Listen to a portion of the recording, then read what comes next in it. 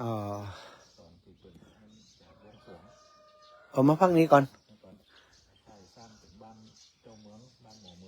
อ๋อ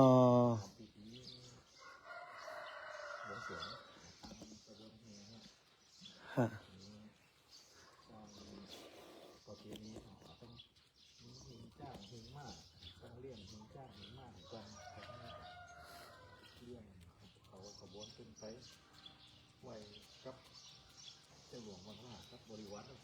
อ๋อ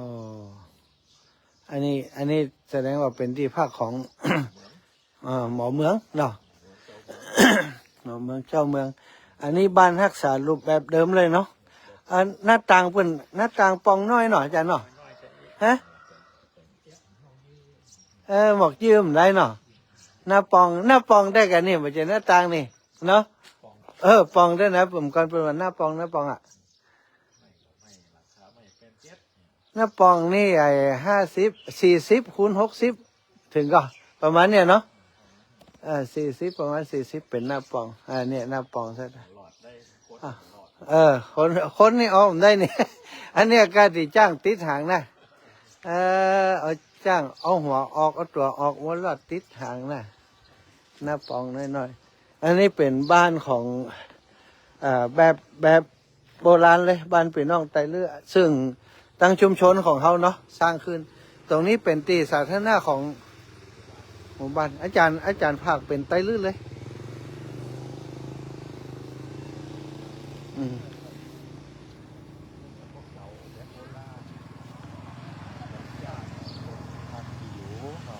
เห็นเฮือนไทยเรือแบบโบราณแบบว่าเก่า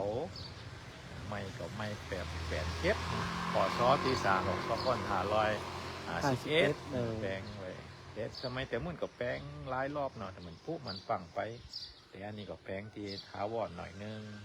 สามารถที่มาพักเป็นโฮมสเตย์ก็ได้อ๋อนี่นะสามารถแบบโฮมสเตย์นอนแบบ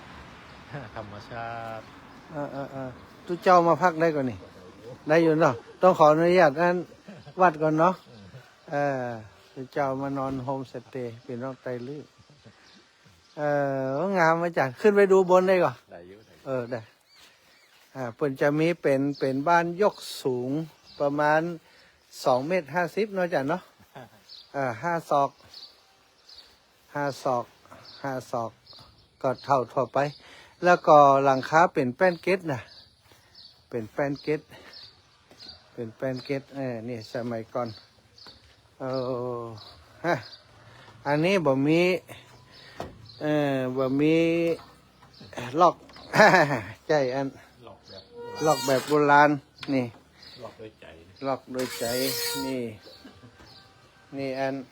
อันนี้ก็มีบ้านพับนะสตาร์บัจเจบ้านพับนะใจรัก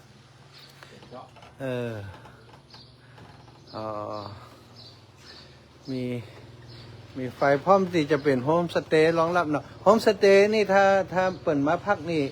ติดต่อกับอันชุมชนเนาะประมาณคืนแต่ได้ค่ะจ๊ะนี่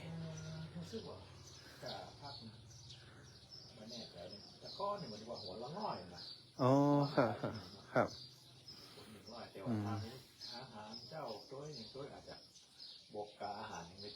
อ๋อครับอาหารแบบพี่น้องไตลื่นเนาะน่าแอลครับแอลแบบเชิงวัฒนธรรมอย่างเงี้ยดีมาถึงโมได้ยินเนี่ยเข้าจำคุณได้พอหน้าปองตะกี้แล้วอ๋ออันนี้เปิดมีเฮือนหลวงเฮือนน้อยเนาะอันนี้เฮือนน้อยจ้ะอันนี้จะเป็นโซนบก่อนนี้น่าจะเป็นนั้นบัดตีอันบ้านคนเมืองเขาจะเป็นลักษณะติเนี่ยกับเข้าอย่างนี้จ้ะแม่นก็น่าจะเป็นโซนทำอ๋อครับอันนี้หน้าปองใช่ไหมนี่หน้าปองได้นะปองเป็นปองเป็นปองโอ้อันนั้นมีบ้านคนใจบ้านห้องน้ำฝ่ายสนใจจะมาพักเนี่ยเป็นน้องไตเลือแม่กาบแก้วสีอินแก้วโอ้อันนี้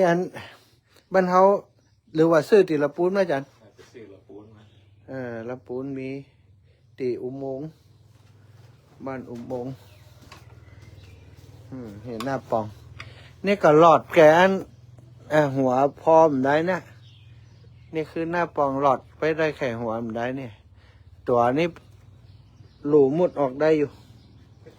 หน้าปอง พอเปิ่นแห่ขบวนอันนี้ปืนผ่านหน้าไม่สมัยก่อนมีหอกด้วยนะมีหอกด้วยเนี่ยหอกเจ้าเมืองนี่ก็ต้องมีเครื่องมือป้องกันตัวนี่ยุคเก่าก็เป็นหอกต่อมาก็เป็นปืนแก๊ปตัวคือแปะนี่เปิ้นเอาวางอย่างนี้หน่อยจ้ะเนาะอันมาเดียวเขาตั้งขึ้นสมัยก่อนเป็นทยาวางอย่างเงี้ยมันนั่นสุกเข้าหูไงอันนี้คือแปะนี่ลักษณะฝีมือช่างเปิ้นเอาแบบอันนี่เลยเอาแบบของโบราณที่เปิ้นทำกันมีทำหลังนี่แก้แล้วก็มาแบ่งไว้ที่วัดอ๋อโชว์ไว้วัดนะให้ดูว่าเก่าไม่ได้ครับไว้โชว์อันนี้ปอมนี่เปิ้นเอาใส่อันของสำคัญเนาะซองก้อนนี่ของสำคัญเปิ้นเอาใส่อย่างนี้ขวามีติวัดแถมหลังท่านอาจารย์บอกโอ้ยจักทำแขกบ้านแขกเมืองเมื่อก่อนนี้อันสมัยก่อนที่โควิดจะเข้าเศรษฐกิจดีๆถ้าคนหายใจเอวกันหลายอยู่อาจารย์อันนี้เต่าไฟเต่าไฟอยู่นี่แต่เต่าไฟแบบนี้อยู่เฮือนไฟ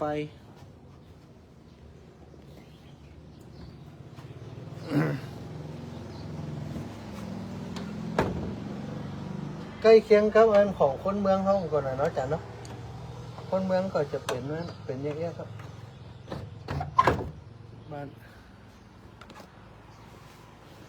มีหั่นน้ำหม้อน้ำเดี๋ยวมีน้ำละมันก่อนต้องกินน้ำอย่างนี้อันนี้ทุ่งตักน้ำถ้าอันนี้นี่ลงไปน้ำบ่อปุ๊บมันจะปอกกระแดกลงไปเลยได้ขึ้นมากำหน่อยเดี๋ยวนี้เขาแจ้น้ำคู่เล็กน้ำคู่เหลืองอันนี้นี่แอกมีแอกมีนี่อยู่พี่น้องใจลึปามาชมบ้านแบบบ้านเนอะศรัทธาไผ่จะแปลงบ้านแบบนี้บอกเลยท่านอาจารย์พระครูอนุกูลนันทกิจเป็นที่ปรึกษาได้บ้านผมมันสมัยตอนยุคประมอนแม่มอนกับแป้นเกตนะครับอาจารย์ครับมายุคป่อผมก็พอมันเก่ามานี่เปิ่นก็ลื้อแป้นเกตขายแป้นเกตแล้วแปลงไม้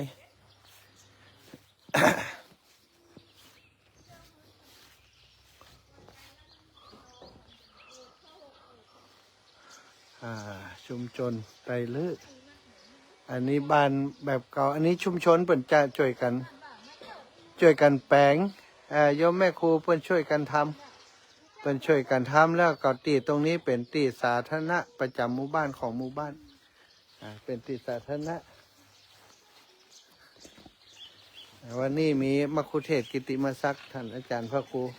อนุกูลนันทกิจผอ.โรงเรียนนิโครธารามวัดนิโครธารามอันนี้ก็เป็นอันนี้หน่อเนื้อเชื่อไขของพี่น้องไตรลือเป็นพระครูอยู่บ้านเฮาวัดหนองบัวเดี๋ยวจะพาไปแอววัดอยู่วันนี้อาจารย์ได้การละกาตอนเจ้านี่ป้าแอวศรัทธาใครจะร่วมบุญงานบวชของลูกเน้นที่ท่านอาจารย์จะทำโครงการก็แจ้งมาต่อได้เนอะวันที่27อาตมาจะถวายทั้งหมดให้กับท่านอาจารย์